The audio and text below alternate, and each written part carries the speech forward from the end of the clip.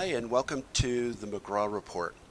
Today we have Lenny Cavallaro, who is a composer and a musician, and Rebekah London? Londoff. These Germanic names. And they did a couple of compositions. Lenny did a composition based on a couple of Robert Frost poems and another poem that's set in Ipswich, Mass., and then a theater piece from The Sound of Music, Climb Every Mountain. And so we're going to go through each of the songs one by one. They did a performance for us, and then we'll talk about those songs and the inspiration, how Lenny decided to compose, how he developed the musical themes for these poems, because it's actually the poems themselves that are the lyrics of the song. So it's not a takeoff on the poem, it's the actual poem. And so Lenny wrote the music to go with the poem. So I'm interested in that compositional process, how that kind of melody kind of comes to you and that structure kind of comes to you. So maybe we could talk about the first piece that we did, which was Stopping by Woods on a Snowy Evening by Frost. Okay. It's very interesting because the association between music and poetry is probably more than 3,000 years old. We certainly know, for example, that the Homeric epic poetry was sung. Many of the poems that we have first come to know, probably the Epic of Gilgamesh, which is well over 3,000 years old, probably closer to 4,000 years old, who knows, these works were sung. And what I find in some poetry is that there is just an innate musical element within it. Poetry, as I've always believed firmly, is not meant just to be read, but is meant to be read aloud. And then sometimes as one reads it aloud, one gets the idea this is music. This is music.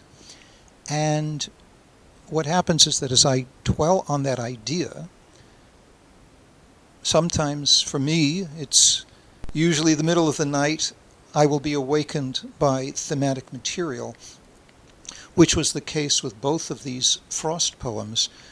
Came to me almost like dictation, and I would get up very bleary-eyed and stumbled around and tried not to stub my toe too many times on the way and just started sketching out the outline.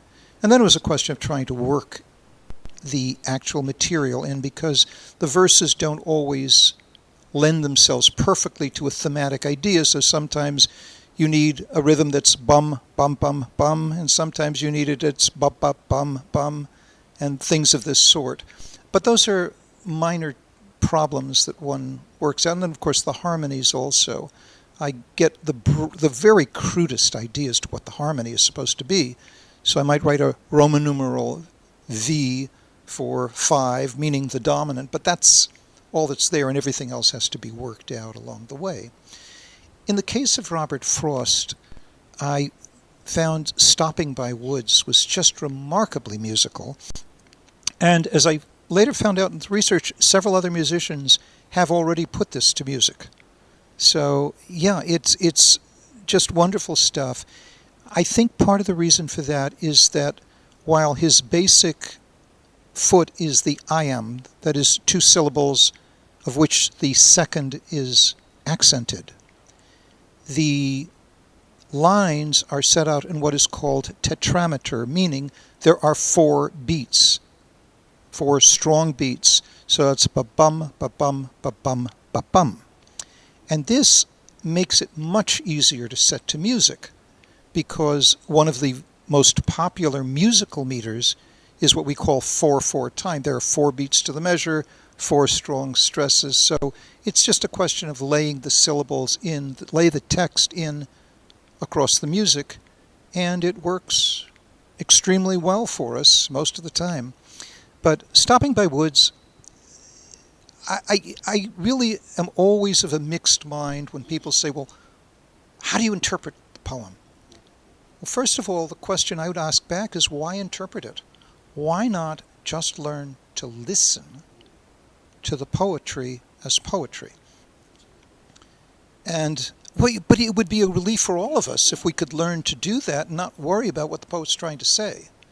Because I was struggling with that. You said, I'm supposed to understand what the metaphor is. I'm supposed to decode the metaphor. But I'm just getting this lovely image. So you're saying sit with the image. Oh, sorry. Sorry. Well, that's okay. A poem like this, we know, can lend itself to multiple interpretations. I mean, I'm sure fire 3, 4, 5 of them off without even thinking. One of the things we know with Frost is that when he repeats a line, usually we think we should try to find a different meaning for the line when it comes up the second time. Okay. So here, the last two lines of the poem are exactly the same, and miles to go before I sleep, and miles to go before I sleep. I get you. And that's a pretty suggestive line. Yes. So, again, who is the speaker? Well, let's read the poem and stop worrying about the interpretation. Let's just listen to the words. Whose woods these are, I think I know. His house is in the village, though. He will not see me stopping here to watch his woods fill up with snow. My little horse must think it queer to stop without a farmhouse near, between the woods and frozen lake, the darkest evening of the year. He gives his harness bells a shake to ask if there is some mistake. The only other sounds the sweep of easy wind and downy flake. The woods are lovely, dark, and deep, but I have promises to keep, and miles to go before I sleep, and miles to go before I sleep. Now, if we just listen to the words, there's an inherent rhythm. That I am, ba-bum, ba-bum, ba-bum, ba-bum. Whose woods these are, I think I know. Though we never read the poem that way, but it's there. It's inherent. So I listen to the poem first and try to find music. If the music's there, something will come to me at night when I seem to be more creative. Interpretation? Oh, they could have any number of interpretations, and every single one of them is valid. All you need to do is fit the words to the text. Perhaps the speaker is a traveler on his way home. He's almost home. He's also tired, and he stops. He's sort of getting close, and he thinks he knows where he is. Whose woods these are, I think I know. And he pauses, and it's really beautiful out there. The horse, alas, not being endowed with a great amount of intelligence, probably doesn't appreciate the beauty of the moment. The speaker, being a human, does. The horse gets a little impatient, gives his harness bells a shake. Eventually, in the last stanza, the speaker realizes, yes, it's beautiful, but I've got to get my tail back home. I'm miles to go before I sleep, meaning he could be a couple of miles away from home, and then miles to go before I sleep because his sled is probably loaded with all sorts of things. He's got to unload, figure out what's going on around the house, and, finally he'll get to sleep. Perfectly valid interpretation. Okay, could be an artist with artistic block. We know, for example, Beethoven used to love to take long walks in the woods. So what does he do? He goes out in the woods, and the beauty really touches him. He's an artist. He's moved by what he sees. And again, of course, the horse, not necessarily endowed with great poetic skills either, doesn't know what's going on. He does give his harness bells the shake, and eventually the speaker realizes miles to go before I sleep. He's got to get back home, and then miles to go before he can sleep because he's past due on some creative work. Maybe his editor wants everything revised by yesterday type of thing. That works. With Frost, we know he was depressed. Maybe this is someone who's very depressed, maybe suicidal. And we have the same sort of thing, miles to go before I sleep, but when it's repeated, maybe he's talking about the sleep of death. Wow, that's a little bit ominous. How ridiculous does it get? Do you know the speaker could be Santa Claus? That sounds outrageous. I know it sounds outrageous. But think about it for a moment. The darkest evening of the year is the winter solstice, December 20th, 21st, or 22nd, or with a little bit of poetic license, that's pretty close to the 24th. Santa's exhausted. You know, the guy's certainly not been counting his calories too carefully. He has to climb up, go down the chimney all the time instead of coming in the door. After he's stuffed enough stockings, he's probably getting pretty tired. He pauses. The horse here becomes Rudolph the Red-Nosed Reindeer, reminding him, Santa, you got to get the rest of these things out there. Miles to go before he's unloaded the sled, miles to go before he gets back to the North Pole. Again, I don't think the interpretation is what's important. I think it's the beauty of the words. And that's what I hear in Robert Frost's poetry. Should we cut to the performance? Are you ready? I'm ready. Okay, Rebekah will sing my setting of Stopping by Woods on a Snowy Evening.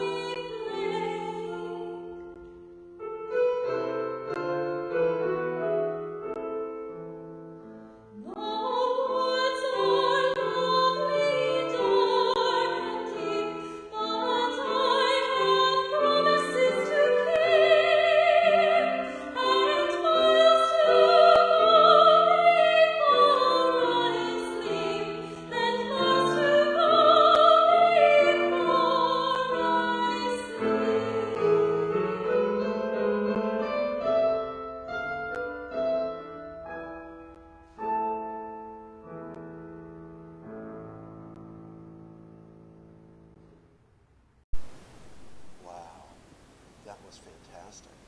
Thank you. Wow, beautiful voice. Thank you. Wow. How did that feel to do that performance? It felt really good. I really like the words, the pictures. Thank you. I really like the words, the pictures that it brings in my head, especially since it's getting closer to winter and it just started snowing. And I'm so looking forward to seeing the snow outside and just walking through the woods and enjoying what I see. And I definitely did interpret the end as kind of meaning death, but miles to go before I sleep. I have a long time, and I'm going to try to enjoy this life and appreciate the beauty around us while I'm still here. People can do.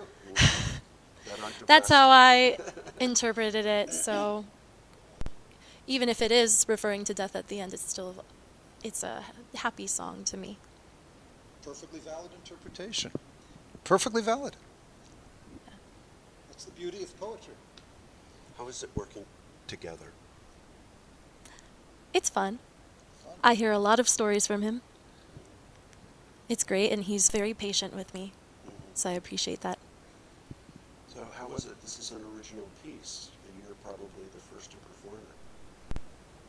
Am I? It's the first setting for soprano voice. I actually did do this with a baritone, but the level of the voice got sort of trapped in between the right hand and the left hand of the piano, and it didn't work successfully. So I called my copyist and told her, kick it up an octave and then kick it up another fifth. And I called Rebekah, and she was kind enough to volunteer her gifts and talents. And this worked out, I think, a lot better. Although it's interesting because we always assume in poetry that the gender of the poet is the gender of the speaker, and yet I think you as the listener could hear that a female voice certainly makes a very convincing speaker for this particular poem. The experience is universal. I don't think it matters whether we are male or female or anything else. It's just the beauty of Robert Frost's work.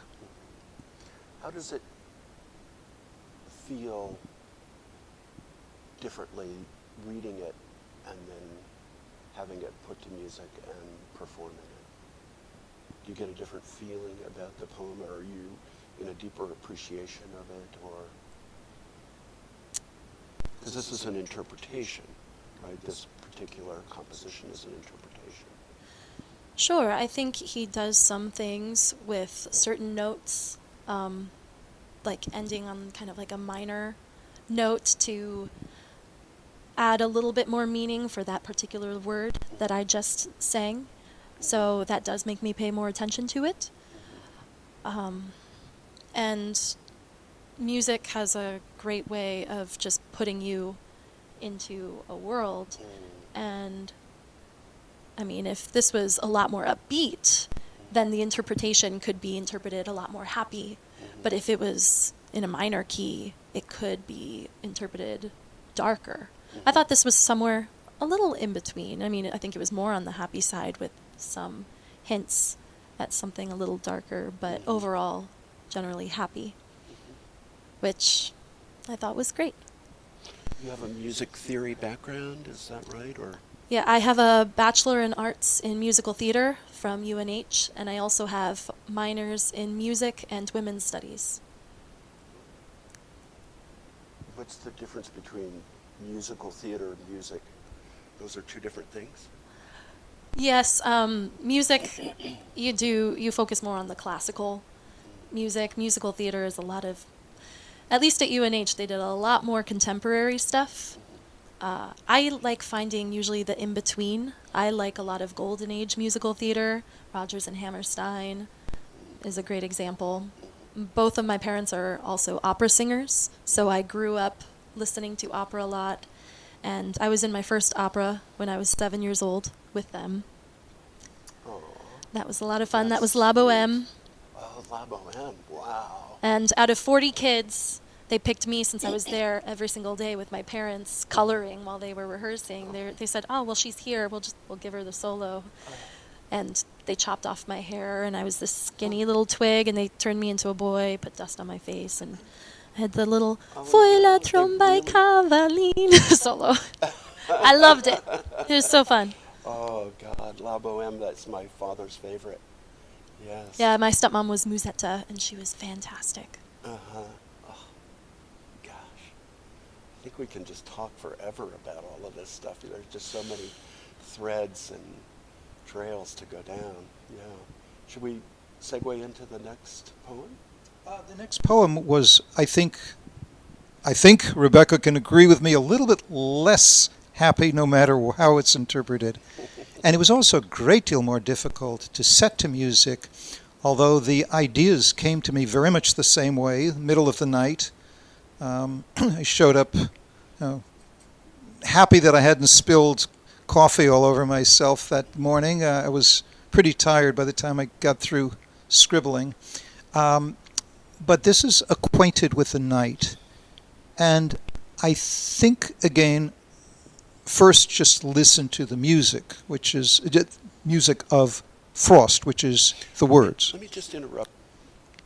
This experience of waking up in the night, you're hearing the melody? I hear the melody in some of the harmonies, very basic harmonies. So I don't know. I tell people it was dictated to me. People say you dream music. Well, I also dream music sometimes, but it's just because I think music was my first language, speech was my second language. I began to identify musical intervals and basically hum tunes before I could speak. So, but then again, as Rebekah will assure you, I made up for all the talking I didn't do then. Tell me this again. Music was your first? Music was actually my first language. When I was a toddler, I would climb up, as children are wont to do, climb up to the chair and get to the piano.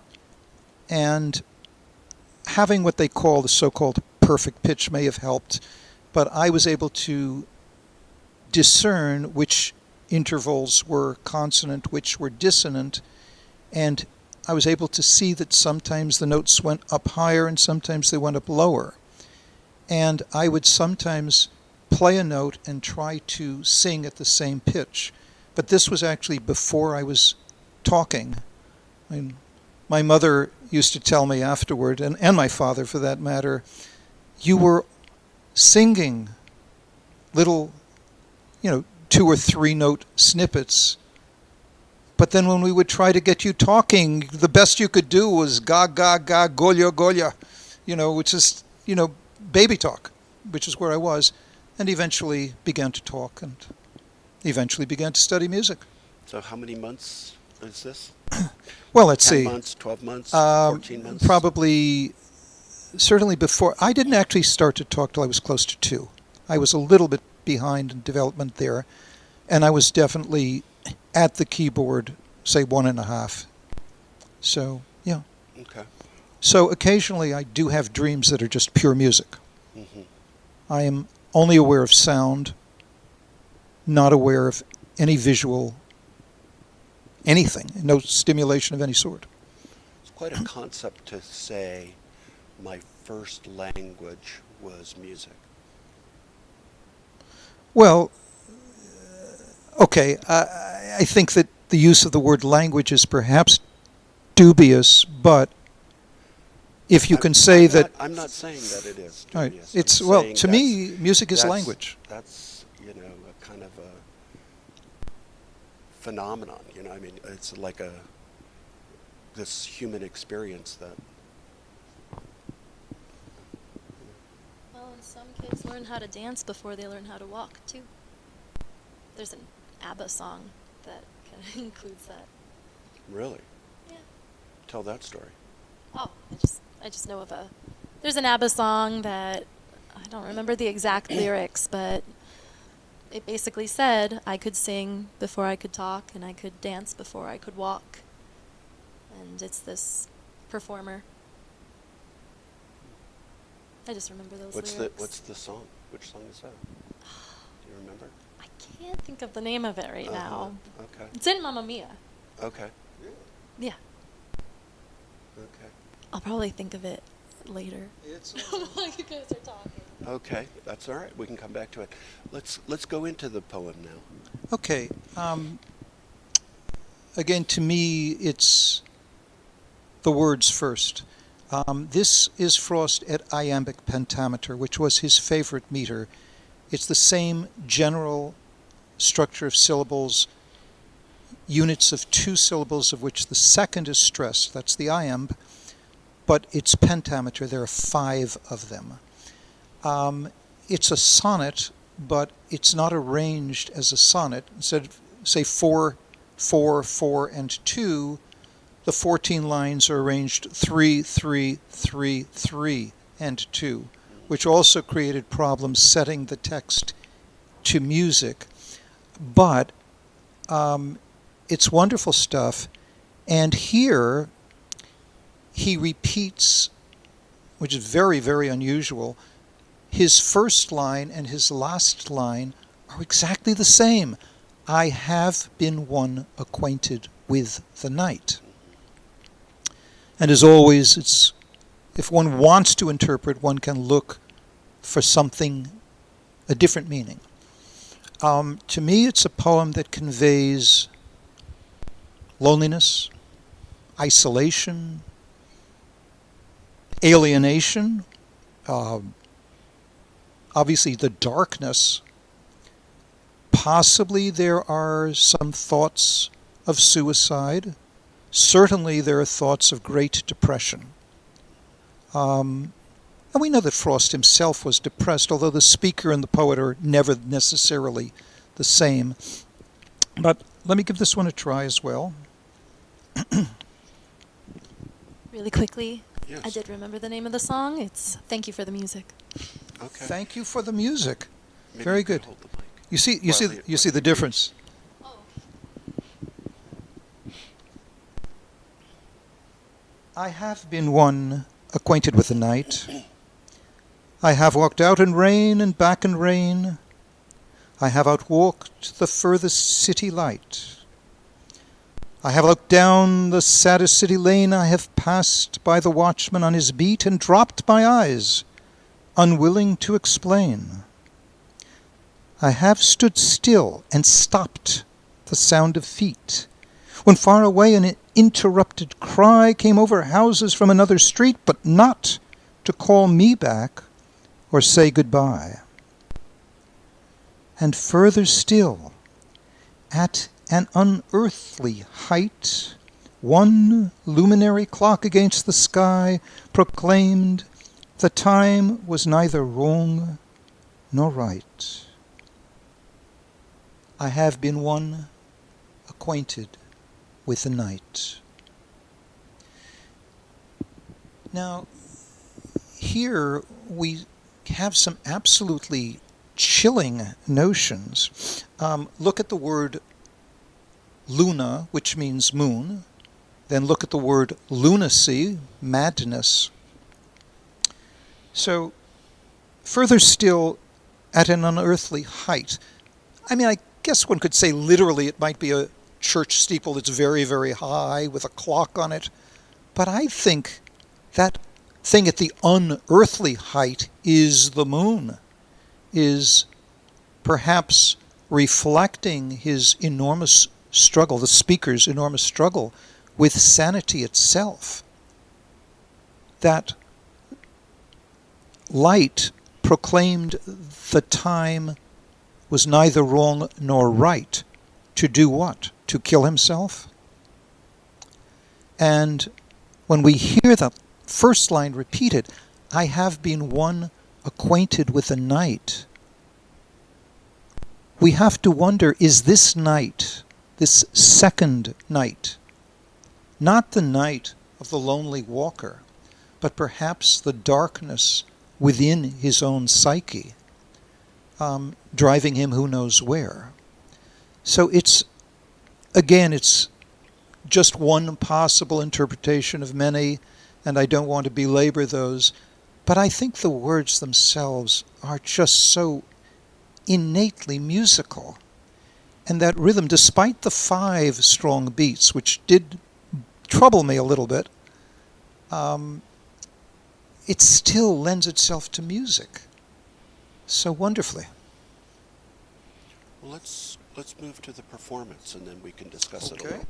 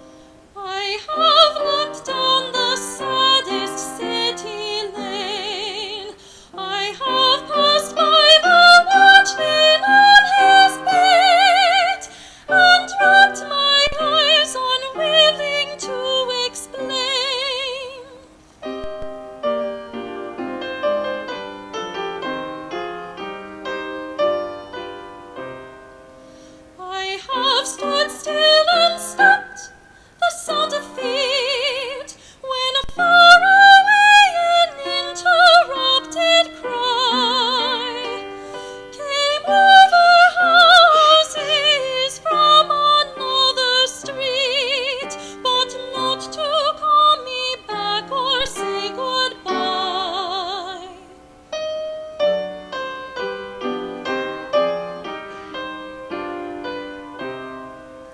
And further still at an unearthly height, one luminary clock against the sky proclaimed the time was neither wrong nor right.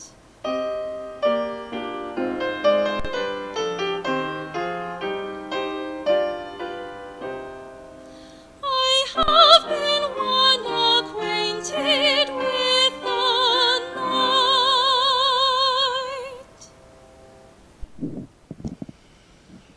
Well, that was lovely. Yeah. Very difficult vocal part, I might say, and I think she did wonderfully with it. Thank you. Yeah. Tell us a little bit about what it's like to sing this piece. Some just barely hitting some of the high notes is a little bit rough. You have to be very gentle. In a lot of pieces, usually it builds up to a high note, and the high note is on an open vowel. With some of these songs, it's kind of a closed vowel, and it's just you just hit it really quickly. So hitting it gently is a little difficult, but I think I did my best. So you have to make a leap, but you have to do it gently. Yes. Wow. And you can't really resonate maybe as much as you want to. Or I'm What does learning. that mean, resonate?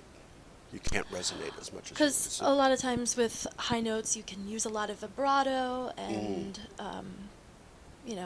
get louder and softer with it. Okay. But when you're just hitting it, you don't have as much chance to really indulge in that note. Right. But I'm learning still and getting better, and hopefully I'll be able to sing more. I haven't sung in a while, so that's also been a challenge. So that's an incredible composition. What was that like, composing that? Certainly a daunting task, partly because it was not the meter I would have chosen. I mean, I found Stopping by Woods much easier because it was 4, and this is harder because it's 5. We just don't, I mean, we do have pentuple meters in music, but they're very rare, where this is certainly something that's more unusual. On the other hand, I did have more fun with it. There are certain little touches. For example, I have stood still and stopped the sound of feet. Now, for the vocalist, and by the way, I'd like to take this opportunity to compliment and congratulate my colleague, who it really, I think it's safe to say this was a challenging vocal part, and for the reasons that she cited, very difficult, and I think she's done a wonderful job with it. But with a word like stopped, as soon as she's gotten to that last end there, that D, she stopped. What's the pianist going to do?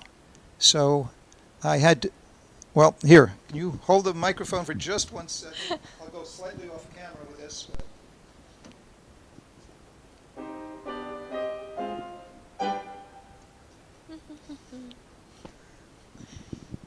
A little touch of staccato for that. And then, of course, as I think she's already informed you and reproached me. Staccato means what? It's a short note. Okay. Pop. For stopped.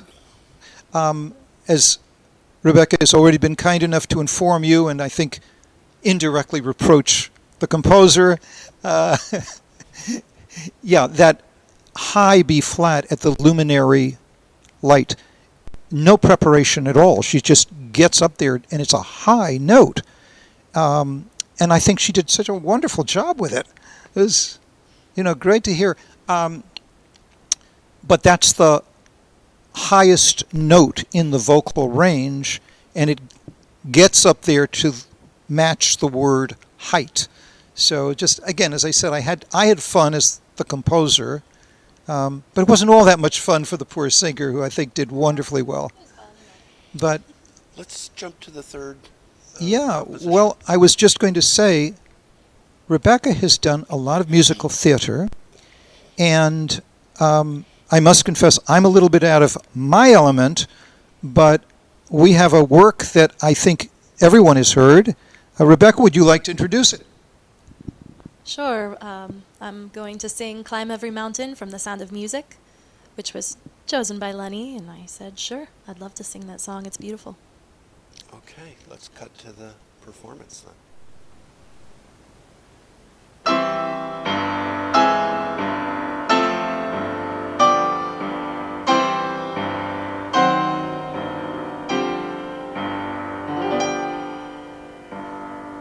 Climb every mountain, search high and low, follow every byway, every path you know. Climb every mountain, ford every stream, follow every rainbow, till you find your dream, a dream that will need all the love you can give. Every day of your life, for as long as you live, climb every mountain, ford every stream, follow every rainbow, till you find your dream.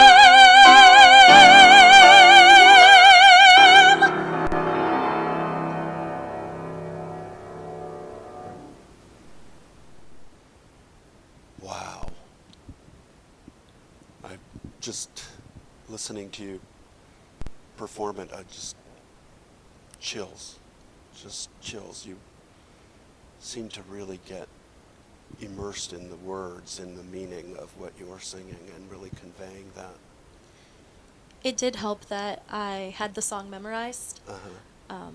because it's a very well-known song and Sure. relatively short, so that I could look up and gaze and really think about what I was saying. I mean, I was trying to think about what I was singing with the other songs as well, but Right. it's easier with a song that you know. It's so inspirational, right? Yeah. So you really get into that, if you can, which you did, I think, get into that inspired mood and convey that inspired mood. My musical theater came out Uh-huh. a little bit there. Yes. Really well. Thank you. Really, really well. Yes. Yeah. So, do you want to talk about what that's like to perform? Yes. together? Well, first of all, I mean, I think music is music, so we see different genres. There is musical theater, and of course, at the extreme level, there is opera, but there are cantatas, there are oratorios, there are art songs, there are popular songs. These all make different demands on the poor vocalist, who has to be able to lend her instrument to different styles and different approaches to singing, sometimes even finding that the transition from one vocal range to the other are different in one style than another. So I think it really is a wonderful testament to how versatile Rebekah can be when she gets rolling. and you see her going from the art song, from the leader that I've written, to musical theater. And who knows, maybe the next time we come back we'll do a few operatic arias as well. La No Boheme. pressure there. Oh, no pressure at all. Well, I was going to write some too, so. Oh, So thank you both so much for coming on the show. Is there anything else you'd Well, like to say to wrap up? we actually have a work in progress, which Okay. might serve to close things out. Okay.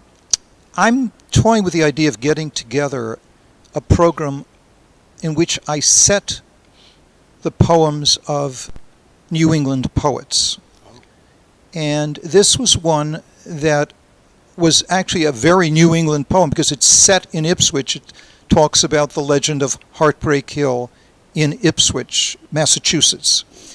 Not It's to be confused with the Boston Marathon. not to be confused with the one in Boston.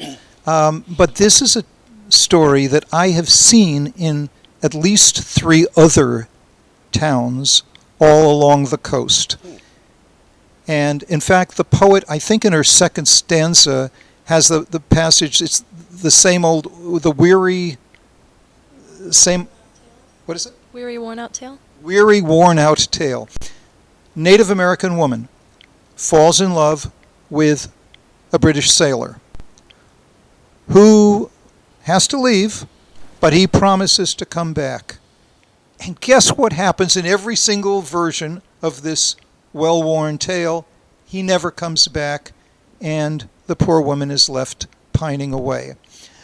We didn't really have time. It's still, I'm making some revisions to the score. I did perform an earlier version of this as part of the commemoration of the 375th anniversary of the founding of Ipswich. But I'm making some changes to it now, so we have only an excerpt to offer you. And again, perhaps some other time we'll return and do more, or perhaps we'll do more in concert or something of that sort. But if your voice is ready for it, I would love to give a crack to, I'm going to guess it's about a third or less of the whole piece. Okay. Are you ready? Always. Let's do it.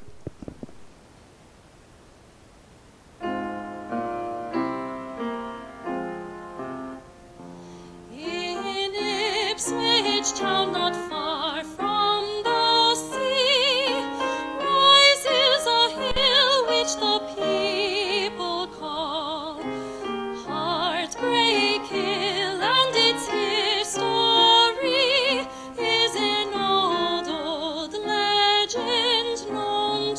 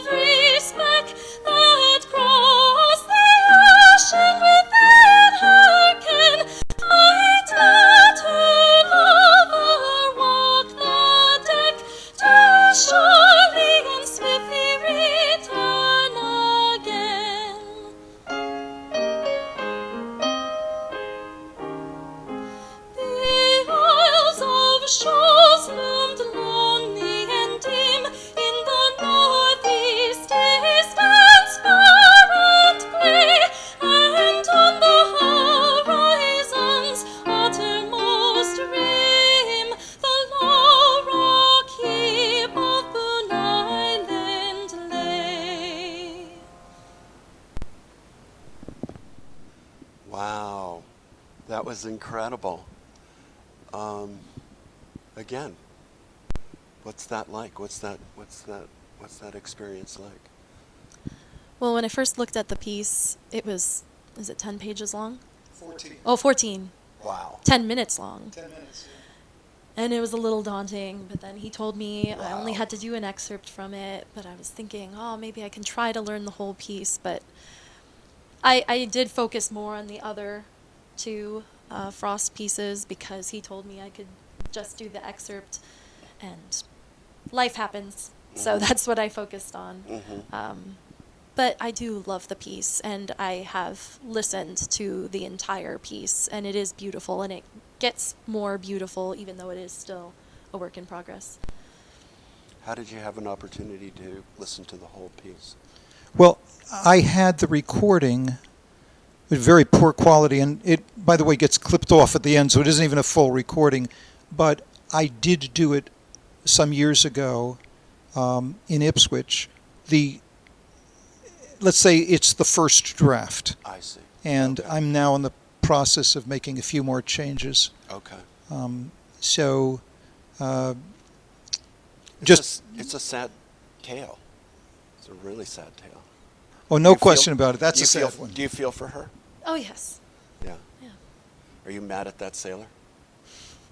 Yeah. Of course, right? Really angry, right? Mhm. Yeah.